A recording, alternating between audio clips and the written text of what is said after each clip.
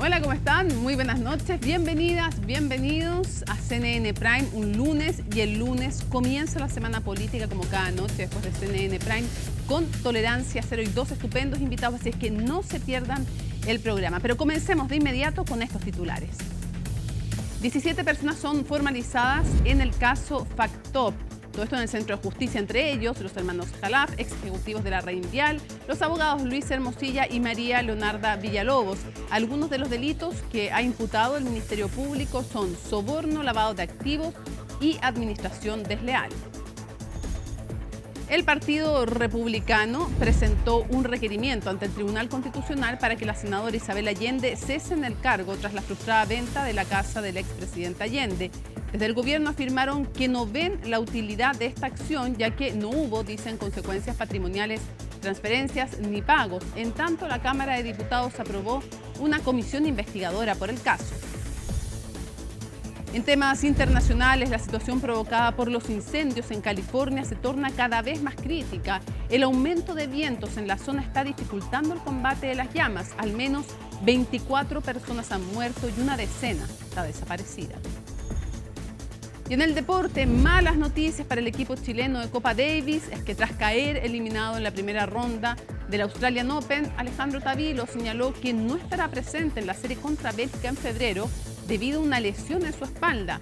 Todo esto y mucho más, aquí comienza CNN Prime.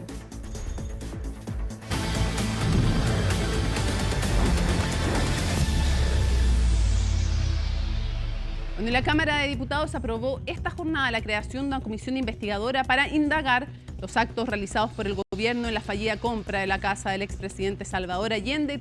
Todos los detalles, además de esta polémica, de este nuevo capítulo, lo tiene Francisca Carnas. ¿Cómo está? Buenas noches.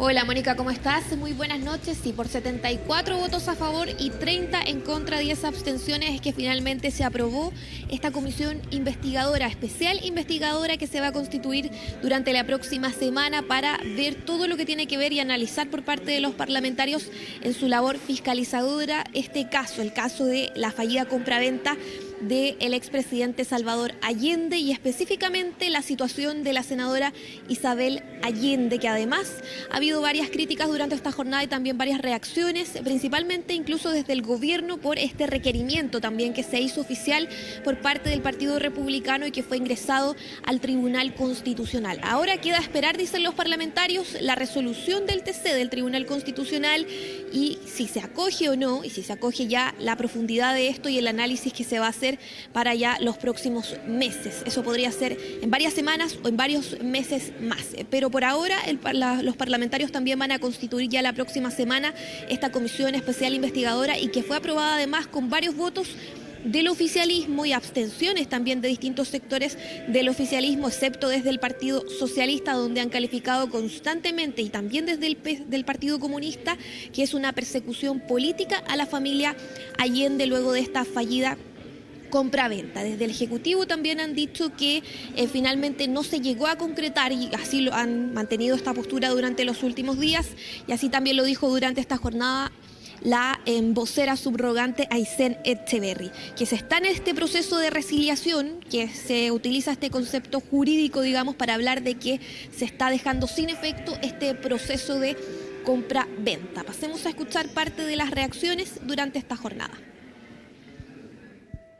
Tal como hemos señalado desde hace ya varios días, junto con los diputados del Partido Republicano, estábamos estudiando todos los antecedentes relativos a esta flagrante violación a la Constitución que se produjo por parte de la senadora Isabel Allende, la ministra Maya Fernández, en este proceso de venta al Estado de la casa de Salvador Allende.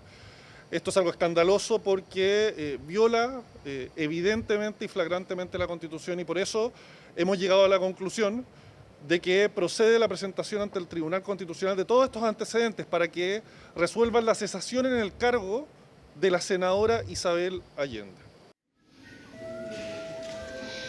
Claro, un requerimiento que fue ingresado exclusivamente en torno a la figura de la senadora Isabel Allende, que la veíamos durante la semana pasada en un punto de prensa bastante tenso acá en el Congreso Nacional, señalando que nunca su familia se ha visto envuelta en negocios, en conflictos de intereses, en negociados, en nada. Decía la senadora, tenemos dignidad y eso ha sido reconocido a nivel internacional. ¿Y en qué se basa este requerimiento? Que solamente en torno a la senadora Isabel Allende, en la prohibición, dicen los parlamentarios, de los parlamentarios, de contratar con el Estado, que se introduce en el orden constitucional mediante una reforma de julio de 1892 como inhabilidad para ser elegido diputado o senador en los artículos 21 y 22 de la Constitución, y en que el artículo 60 de la actual Carta Magna dice: cesará en el cargo el diputado o senador que durante su ejercicio celebrare o caucionare contratos con el Estado. También se enfatiza en este documento, en este requerimiento, que para el caso en cuestión,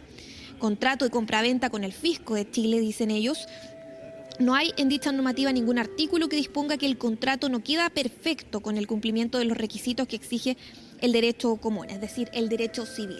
En eso se basaron los parlamentarios y ojo que también, Mónica, ya la próxima semana va a ser Chile Vamos también quienes van a ir al Tribunal Constitucional, en este caso para ingresar su propio requerimiento. ¿Por qué no una acusación constitucional? Le hemos preguntado también a los parlamentarios y se ha hablado entre ellos en privado, tanto Chile Vamos como republicanos, porque dicen que perdería peso político, principalmente porque ahora el foco del Congreso son las pensiones y además porque ya viene todo lo que es el receso legislativo en febrero. Pasemos a escuchar parte de las otras impresiones durante esta jornada.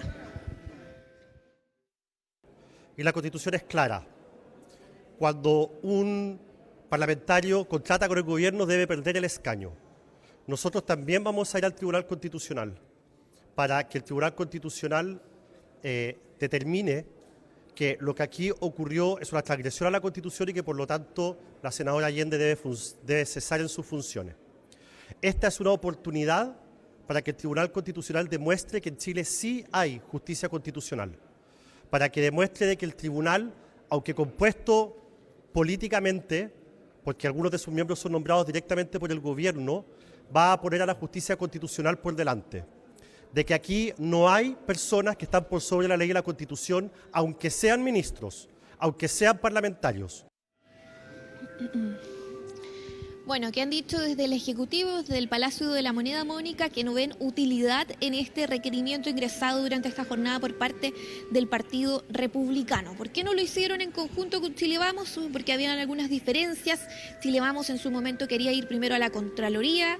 Algunos estaban pensando, incluso no han descartado una posible acusación constitucional, pero ya para marzo, digamos, luego del receso legislativo que es en febrero, y desde el Ejecutivo dicen que no tiene utilidad porque no se producen finalmente consecuencias patrimoniales de ninguna naturaleza. Escuchemos también qué han dicho desde el Ejecutivo y también desde el Partido Socialista, en este caso la presidenta del partido.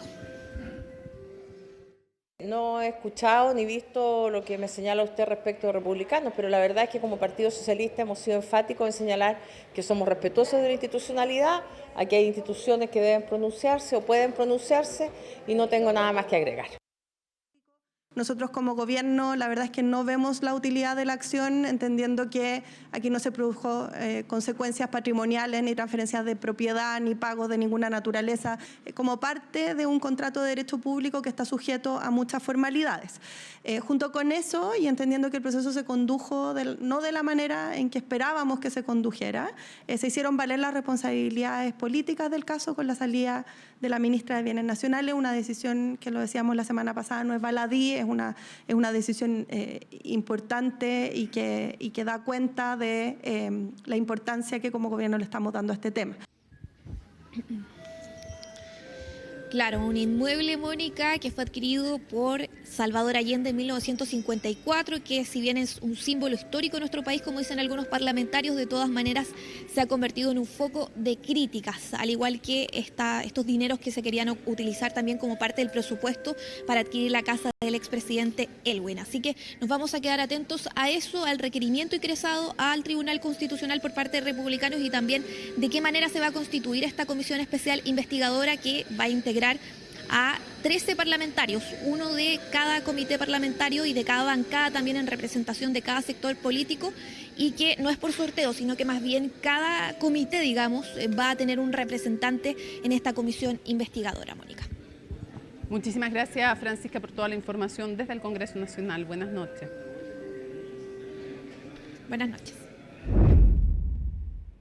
Bueno, y la ministra de la Mujer, Antonia Orellana, asistió hoy a la comisión investigadora del caso Monsalve, un espacio donde expuso distintos antecedentes del actuar del gobierno respecto a esta situación y cómo han operado los diversos protocolos internos. La secretaria de Estado explicó que debido a la denuncia que la víctima la denuncia se hizo directamente ante la justicia y no de forma interna, imposibilitó la ejecución del protocolo que establece la ley Karin. Junto con ello, la ministra Orellana reiteró el sentir del gobierno respecto a la tardía salida de Monsalve del cargo, aunque recalcó que lo importante es que su destitución fue efectiva. El secretario Monsalve debió salir antes. Hay que recordar que los protocolos para prevenir y sancionar la violencia en el trabajo, que son una consecuencia de la ratificación aquí del convenio 190 como de la aprobación de la ley Karin y su vigencia desde el 1 de agosto,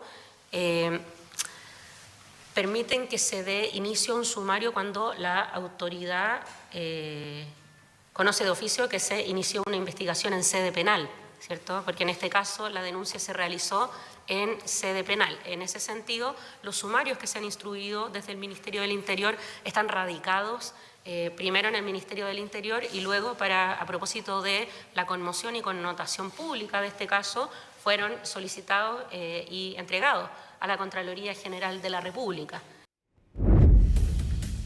Hacemos una pausa en CNN Prime y ya estamos de regreso.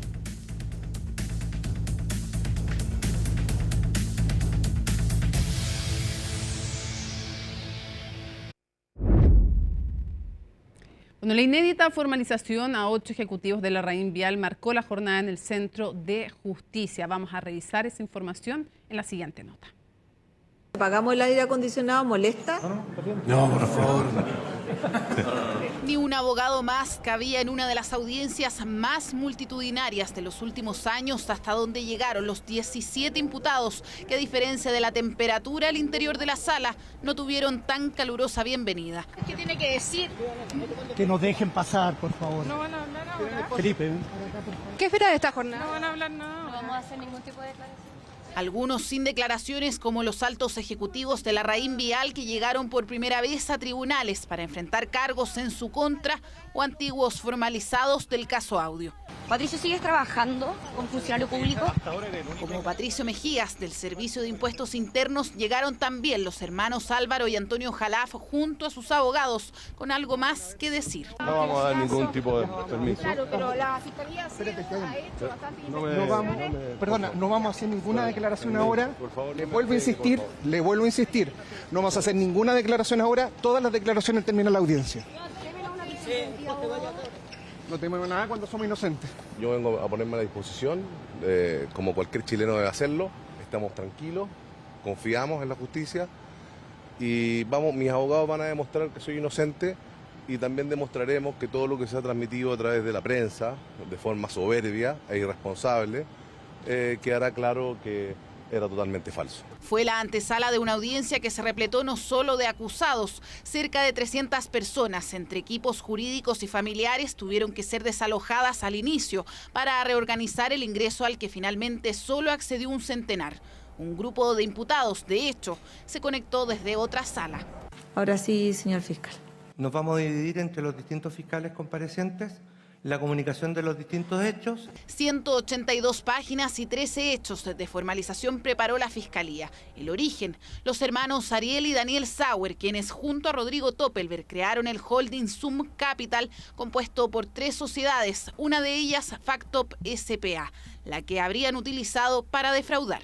Ambos hermanos Jalaf Sanz recibieron financiamiento de la empresa Factop S.p.A. Fueron disimulados como operaciones de factoring, primero mediante la emisión de cheques, pero posteriormente con la emisión y recepción de facturas falsas. Don Ariel Sauer, ¿entendió los hechos por los cuales fue formalizado? Sí. Además de los Sauer, el Ministerio Público sostiene que los excontroladores del Grupo Patio también buscaron otra solución financiera para las deudas de Antonio Jalaf. Muy largo. Su hermano Álvaro habría contactado a Manuel Bulnes, entonces socio y director ejecutivo de Larraín Vial S.p.A. por sus negocios en común. Así, se habría diseñado junto al director de finanzas corporativas de la corredora, Felipe Porcio, la creación del cuestionado Fondo de Inversión, Capital Estructurado 1. Para lo cual contó con la participación del gerente general de Larraín Vial Activos AGF, quien realiza las acciones necesarias para la creación del fondo, cuyo reglamento interno fue aprobado por el directorio. La relación con Luis Hermosilla, particularmente, ¿cómo tenía que ver todo esto que está planteado? Le agradezco mucho por este tiempo. Ahora tengo que entrar a los tribunales y quedarme a disposición. Muchas gracias, le agradezco mucho. La relación con Luis Hermosilla era para evitar ser descubiertos, dice la Fiscalía. Sostienen que Daniel Sauer y Álvaro Jalaf, bajo la dirección del abogado y a través de Leonarda Villalobos, sobornaron a funcionarios públicos para obtener información. No vemos mayor avance respecto a la imputación a los hermanos Daniel y Ariel Sauer, pero hay que esperar. Esta formalización debiese durar al menos un par de días más. Eso lo conversamos mañana. Acuérdense, ahora todavía sigue la audiencia, así que mañana creo que vamos a terminar nosotros y ahí encantado les comento. Claro, porque la audiencia se extenderá varios días y este martes el Ministerio Público retomará la palabra. Quienes están privados de libertad podrán conectarse telemáticamente, mientras el resto deberá nuevamente llegar hasta el banquillo de los acusados. Bueno, y seguimos avanzando en otras informaciones. Fíjense que Evelyn Matei se consolidan las encuestas y luego, después de ellas, además hay sorpresas en algunos sondeos. Hay que decir además que se reunió con la directiva de Renovación Nacional, todo esto en el marco de lo que fue el fin de semana su proclamación como precandidata de esta colectividad. Sabemos que cuenta con el respaldo también de la UDI, aunque no ha sido proclamada oficialmente. De la nota nos cuenta y de todo lo que ha ocurrido en la derecha con los presidenciables, Macarena Román. Esta pasa a ser su casa. Una casa ya conocida por Evelyn Matei. La exalcaldesa vuelve a la sede del cual fue su partido entre 1987 y 1993. ¿La razón? Renovación Nacional proclamó como su candidata a la presidencia de la República a Evelyn Matei. Decisión a la que se suma la proclamación de la UDI que hará este sábado y la que probablemente Evópoli concretará. Con esto, Todo Chile Vamos se pondría detrás de la exalcaldesa, la misma que tiene hasta ahora su mayor competencia en la propia oposición. Hoy día hemos estado todos de acuerdo que mientras más amplia sea la oposición que actúe en forma unida, mejores resultados vamos a tener. Cuando todos nos unimos, finalmente fuimos un 62%. Unidad que algunos ya han descartado. El Partido Republicano no da su brazo a torcer. Irán directo a primera vuelta con su líder José Antonio Kast. Creemos que esto es un acto de responsabilidad con Chile, porque José Antonio Kast representa una opción de cambio real para el país. No representa a los mismos que en otras ocasiones han propuesto cosas en campaña, pero después se desdicen en el camino. Camino que se ve cuesta arriba para Kast. En los sondeos de opinión ha sido superado por alguien quien conoce de cerca, el ex militante de su partido, Johannes Kaiser. Según Cadem, Matei continúa liderando las preferencias, seguida por el diputado nacional libertario, quien superó por primera vez al líder republicano. Bueno, nosotros tenemos una aproximación un poco más radical. En algunas materias, sin duda, que es más radical que José Antonio Kast, sí. Bueno, cuando uno ve las encuestas se da cuenta que los principales liderazgos son de oposición y por lo tanto tenemos una gran oportunidad, una primaria amplia de todas las oposiciones que nos permita no solamente ganar en primera vuelta, sino que nos permita tener mayoría parlamentaria. Kaiser no se cierra la posibilidad de primarias, al igual que los socialcristianos y demócratas, todos eso sí con ciertos matices. Y yo hago un llamado a tener esa misma voluntad de querer competir en una primaria del sector, que incluya a los partidos de centro derecha, al Partido Republicano y Chile Vamos. Siempre vamos a dialogar, pero para mostrarle a Chile y que no se desdibuje nuestra identidad de centro, creemos que necesitamos una figura presidencial desde el centro político. Si es demócrata, si es amarillo, si es de otro espacio, por cierto que no nos cerramos porque creemos que hay que tener generosidad política hoy día. Variedad de cartas en la oposición que difiere de lo que ocurre en el oficialismo. Las opciones de los partidos de gobierno no lideran los sondeos. Por el contrario, estos tienen en sus primeros lugares en general a la derecha y extrema derecha. Y las encuestas, insisto, fotografías del momento, la preocupación del gobierno está en la gestión y en resolver los problemas de las personas. Pero partidos oficialistas reconocen su preocupación por el avance de ideales de derecha. Fue en la propia proclamación de RN que un expresidente de la tienda hizo un cuestionado reconocimiento. Yo también estoy muy agradecido a don Augusto Pinochet y a lo que hizo el gobierno de las Fuerzas Armadas. Así que no teman, no teman. Me preocupa, creo que es un dato que todos quienes estamos en la parte distinta, progresista, de izquierda, democrática, etcétera, debemos tomarlo como un desafío y actuar en consecuencia. Yo creo que es algo que debiese preocupar sobre todo a Chile Vamos, en qué tipo de alianzas van a proponerle al país de cara a los desafíos que se vienen. Desafíos para todos los partidos políticos que tendrán que tomar decisiones. Hasta abril podrán inscribir primarias presidenciales que se concretarían el 29 de junio para luego proyectarse para noviembre cuando llegue la primera vuelta. Y seguimos avanzando y les contamos que el fiscal nacional Ángel Valencia cuestionó el recorte presupuestario que va a afectar al Ministerio Público para este año. Esto luego de que el gobierno concretara una rebaja de 7.000 millones de pesos para la institución en el marco del acuerdo que se suscribió en el Congreso para despachar la ley de presupuesto. Colomba Eichholz nos cuenta. Es difícil de entender. Inentendible y cuestionable fue para el Ministerio Público enterarse que en el marco de la rebaja preventiva del gasto público, el presupuesto del ente persecutor se reduciría en 7.064 millones de pesos para este año. El presupuesto del Ministerio Público representa menos del 1% del gasto del presupuesto fiscal. La Fiscalía representa el 0,3% más o menos. Por lo tanto, ese 0,3%, además reducirlo, no produce impacto significativo alguno, y la verdad es que impacta directamente en actividades tan importantes como, por ejemplo, la investigación que se llevó adelante contra miembros del cartel Jalisco Nueva Generación la semana pasada. Una investigación en la que participó el OS7 de Carabineros, pero que dirigió un fiscal. Por lo tanto, es necesario proteger el presupuesto del Ministerio Público. Es por eso que no se entiende la disminución, señaló el jefe del ente persecutor.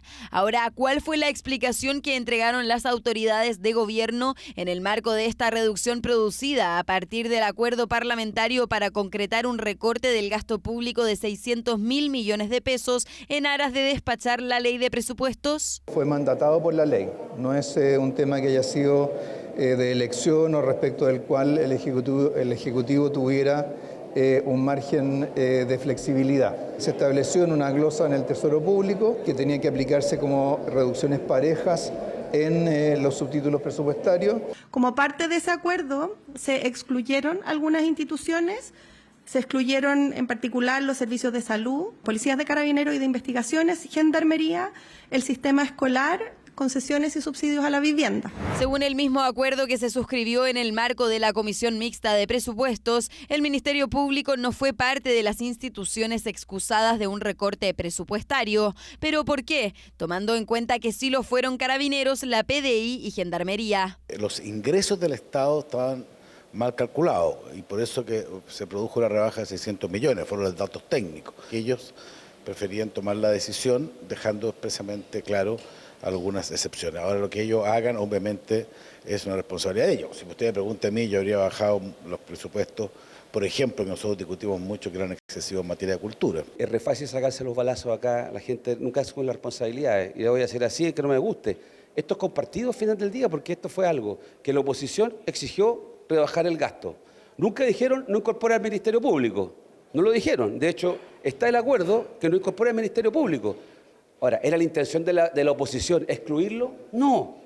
Más bien se obvió porque se entendió que los recursos se iban a concentrar en el combate a la delincuencia. Es por eso que se excusó a toda institución de un recorte y por error, dijo el mismo senador Lagos Weber, se olvidó especificar que el Ministerio Público también era un organismo que había que salvaguardar. Había un compromiso y por sentido común de no recortarle ningún peso a ninguna institución encargada de la seguridad. Entonces yo le pediría al gobierno que eche pie atrás, y que se dedique a recortar recursos en áreas donde claramente no hay ningún tipo de prioridad y se refieren más a cosas ideológicas como la compra de la Casa de los Allende. Este recorte, lo sabíamos, fue parte de la agenda que llevó a cabo la derecha en la discusión de ley de presupuesto y por lo tanto no es nada nuevo.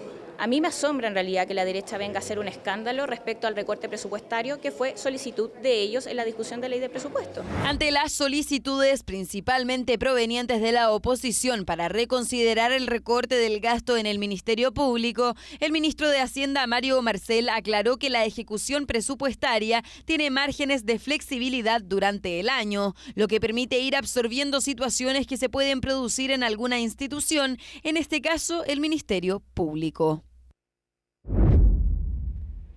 Y se produce un nuevo atraso en la reforma de pensiones. El gobierno solicitó aplazar hasta mañana, todo esto a la Comisión de Trabajo del Senado, ampliar entonces el plazo para ingresar las indicaciones a la iniciativa, lo que debería ocurrir normalmente hoy, entonces para mañana. Natalia Muñoz nos cuenta cuáles son las reacciones y si es que esto afecta o no el cronograma global.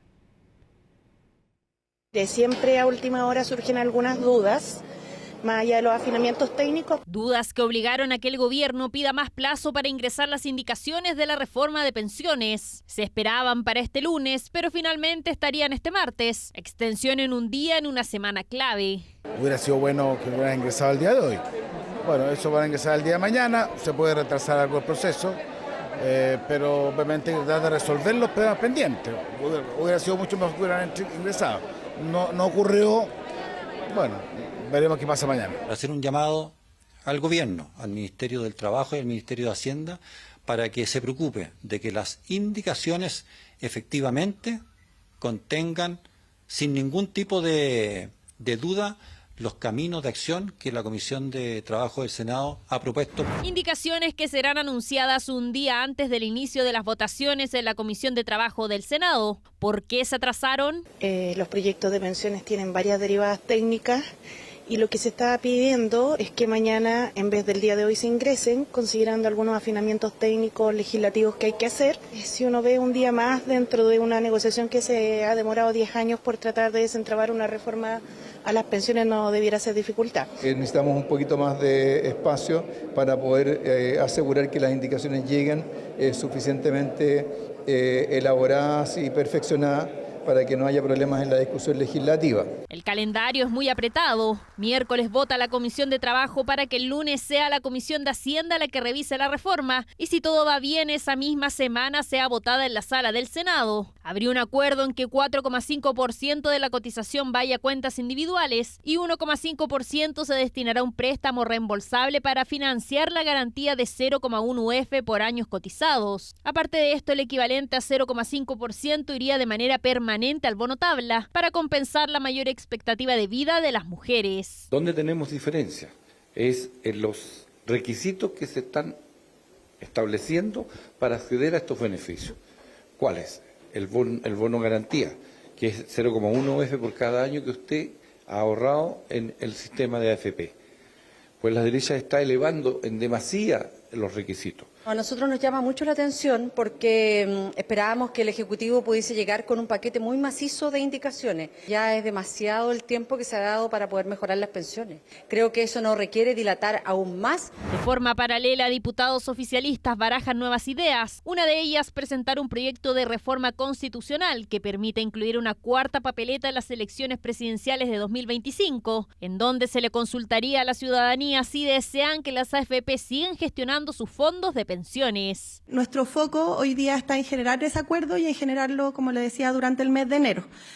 No estamos pensando en plebiscito en este momento como gobierno, sino que estamos enfocados en lograr un acuerdo que pueda tener los votos en un parlamento que tiene la configuración que tiene hoy en día, pero tener los votos que nos permita mejorar las pensiones de los jubilados lo antes posible. Descartada la idea por parte del gobierno. La pregunta en materia previsional es si darán los plazos. El Ejecutivo teme que el proyecto no sea despachado durante este mes, aunque los tiempos parecen suficientes para que el trámite se concluya en el Senado. Todo dependerá de las esperadas indicaciones. Bueno, ubicada en el sureste de Estados Unidos, Atlanta se ha convertido en la ciudad más llamativa para visitar por ser un centro cultural rico por su belleza natural y además hospitalidad sureña, así dicen, ¿no? Además de tener el acuario más grande de todo Estados Unidos, la capital de Georgia cuenta con el aeropuerto más transitado del planeta, con una de las mejores colectividades. Colomba Ailhos nos cuenta. Considerada como la capital del Nuevo Sur, la ciudad internacional y el mejor lugar para los negocios, Atlanta se ha ubicado en lo alto de las preferencias para visitar este 2025. Alimentada por su hospitalidad y atracciones, es que la capital de Georgia promete cumplir las expectativas del viajero más exigente que busca dejarse llevar por experiencias inesperadas. I love Atlanta. It's a beautiful, diverse city. You can find anything you want here. The people are very friendly. It's very nice. It's very international, so we have a very, very good mix of people from all over the world here. I love the weather. The weather couldn't be better. We have all 4 seasons, but the winter's very short and the summer's very long, so those are... and the people are super, super friendly. So far, I'm pleasantly surprised. Very walkable and very friendly. Un destino turístico empapado de historia, ya que jugó un papel crucial en la Guerra Civil de Estados Unidos y además fue la ciudad donde se impulsó el movimiento de los derechos civiles para la población afroamericana, cuyo principal activista fue Martin Luther King. Pero sus atractivos no se reducen solamente al pasado, ya que Atlanta también alberga el acuario más grande del país norteamericano. Es una ciudad muy bonita y creo que voy a volver. De verdad. ¿Qué es lo que más te ha gustado? Por ahora nada más he visitado el acuario, así que vamos a ver qué más me sorprende. ¿Y ya con eso basta para volver? Sí, ya con eso basta para volver. It was very fun because I got to see different types of animals and learn a lot of new things, and I got a penguin. I got to see all kinds of different animals that I normally don't see on a regular basis, so it was really nice. Otra importante razón para visitar este imperdible destino que se encuentra a solo 9 horas y media volando desde Santiago es justamente la conectividad que ofrece. Y es que su aeropuerto internacional, conocido localmente como Aeropuerto de Atlanta, ocupa el primer puesto en tráfico de pasajeros y además es el principal centro de conexiones de Delta Airlines, ofreciendo vuelos diarios y servicio a más de 200 destinos, 66 de ellos internacionales. We are the busiest and most efficient airport in the world. We were the first airport to serve more than 100 million passengers in a calendar year. We have done that a number of times now, and we expect by 2029 to serve 125 million passengers in a single year. Think of that, 125 million. That's more than 350,000 passengers a day. Por esa demanda es que la aerolínea estadounidense dispone de 968 vuelos diarios desde el aeropuerto de Atlanta, lo que permite un acceso al 90% de los destinos que los latinos quieren conocer, como pueden ser Barcelona, Atenas, Roma y Bruselas en el marco internacional y Miami, Nueva York, Los Ángeles en el plano nacional. Tenemos entonces con esos 968 vuelos por día la posibilidad de conectar más de 5 veces por día de promedio a muchas de las ciudades de Estados Unidos. Quiere decir que ante imprevistos cualquiera puede tomar una decisión de cambiar vuelos. Además, al ser una ciudad diversa y multicultural, el idioma deja de ser una gran barrera. Al solicitar asistencia en el aeropuerto, los viajeros se encontrarán con una oferta amplia en varias lenguas, especialmente el español, por las capacitaciones al personal de atención. Así, el aeropuerto internacional Hartsfield-Jackson de Atlanta se ha convertido en la puerta de entrada al mundo, un imperdible si lo que busca es viajar y, ¿por qué no?, descubrir los atractivos de una de las ciudades más emblemáticas de Estados Unidos. Hacemos una pausa y regresamos con más aquí a CNN Prime.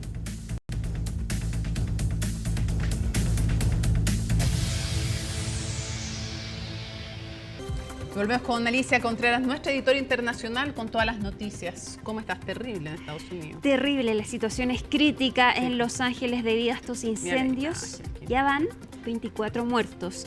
Y 10 desaparecidos, ¿no? Exacto, una veintena más o menos de desaparecidos, por lo que se cree que va a aumentar el número de muertos en las próximas horas. Tenemos el completo informe de Laura Soto.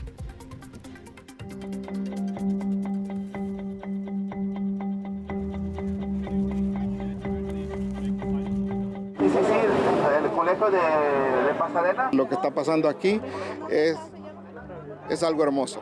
Es un caos, se ve como es un caos, pero es un caos hermoso, de bondad, un caos de generosidad, de solidaridad. Las muestras de solidaridad han ido en aumento a medida que los días pasan y las llamas de los incendios que afectan a Los Ángeles todavía no logran ser contenidas en su totalidad. Cientos de voluntarios se han movilizado para reunir alimentos, agua y otros elementos básicos para quienes lo han perdido todo. Las tareas es identificar las familias que fueron afectadas directa o indirectamente por el fuego. Tenemos muchas donaciones de agua, entonces hoy vamos a tener un crew de voluntarios con sus vehículos y van a ir a las vecindades, no donde fue quemado, porque no podemos entrar allí, pero adyacente a esos lugares a llevar el agua, porque parece que el agua ha sido contaminada, no tienen agua. Durante el fin de semana, los bomberos lograron importantes avances en la contención de las llamas, concentrando ahora sus esfuerzos en los dos incendios mayores, el de Palisades e Eaton. Hay temor de que ese progreso se revierta cuando los vientos vuelvan a intensificarse este lunes por la noche, tal como se ha pronosticado. El Servicio Meteorológico Nacional prevé vientos cercanos al nivel de huracán, por lo que estamos haciendo preparativos urgentes. Mi principal prioridad y la prioridad de todos los demás es hacer todo lo posible para proteger vidas. El Servicio Meteorológico estadounidense advierte sobre ráfagas de viento de entre 72 y 112 kilómetros por hora. Si bien no son tan severas como las de la semana pasada, siguen representando un riesgo de rápida propagación de las llamas. Las condiciones meteorológicas severas para los incendios continuarán hasta el miércoles. Los vientos anticipados, combinados con bajas humedades y baja humedad del combustible, mantendrán la amenaza de incendios en todo el condado de Los Ángeles en estado crítico. Es así que los equipos de bomberos ya se preparan desplegando sus camiones en zonas cercanas al rango del incendio Palisades, que se ven particularmente amenazadas. Hasta el momento, más de 20 personas han fallecido por Palisades e Eaton, que en conjunto han quemado más de 15.000 hectáreas, convirtiéndolos en dos de los incendios forestales más destructivos en la historia de California. Mónica, y nos vamos rápidamente a Medio Oriente porque hay optimismo de un posible alto al fuego entre Hamás e Israel. De hecho, están las conversaciones en Qatar llevándose a cabo. Hay representantes de Qatar, Egipto y Estados Unidos, además de Israel y Hamás. Mañana es la última ronda de conversaciones y según lo que ha trascendido, se espera que en este alto al fuego se libere por lo menos a 33 rehenes que permanecen en Gaza después de este ataque del 7 de octubre de 2023. Por supuesto, también otro punto importante es la ayuda humanitaria que debería entrar a Gaza si se logra este acuerdo. Están más cerca que nunca, pero por supuesto hay puntos conflictivos. Por ejemplo, la permanencia de Israel, de las tropas israelíes en Gaza. Asimismo, si esto va a implicar o no un alto a la guerra, al fin de la guerra, que es lo que quiere Hamás, no así Israel. Hoy día habló Joe Biden en su último discurso sobre asuntos exteriores y esto fue lo que dijo respecto a este acuerdo.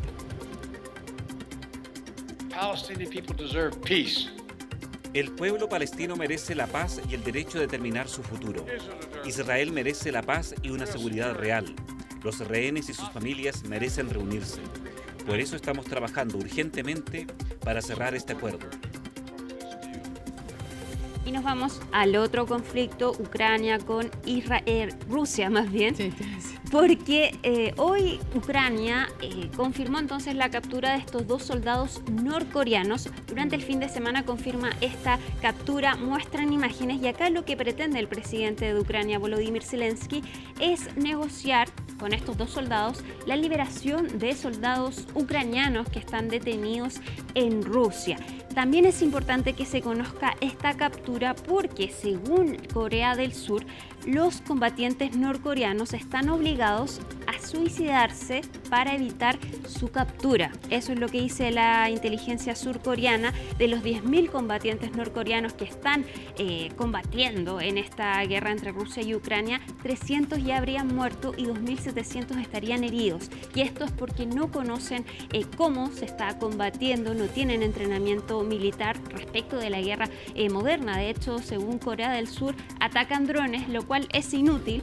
También se mueven de forma distinta, no hablan ni inglés ni ruso y es por eso que es difícil entonces lo que están viviendo estos soldados norcoreanos. Los dos que capturaron, uno no quiere regresar a Corea del Norte y otro dice que hará lo que le pidan su país. Y ahora que no, pues es una dictadura, también son bien absurdas en esas condiciones, esas preguntas y esa exposición de los detenidos.